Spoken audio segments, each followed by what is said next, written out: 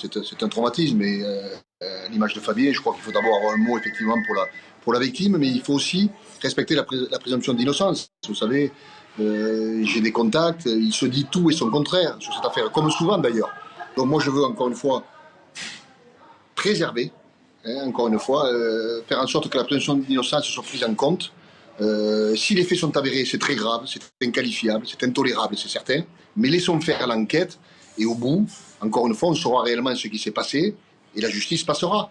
Mais moi, je pense aussi aux mamans de ces deux joueurs, voilà, qui doivent être terrifiés.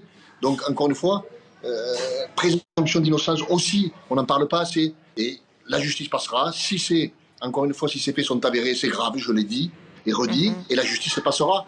Mais c'est toujours, vous savez, on entend tout et son contraire, et on lit tout et son contraire. Donc laissons faire l'enquête. C'est sûr que ce n'est pas une bonne image pour le rugby, ce n'est pas une bonne image pour ces deux joueurs, c'est une évidence. Mais encore une fois, laissons faire l'enquête.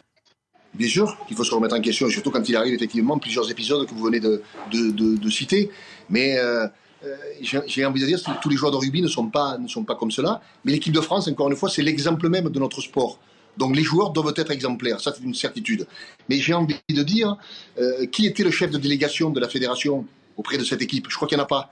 Or l'institution, elle doit être représentée par un élu.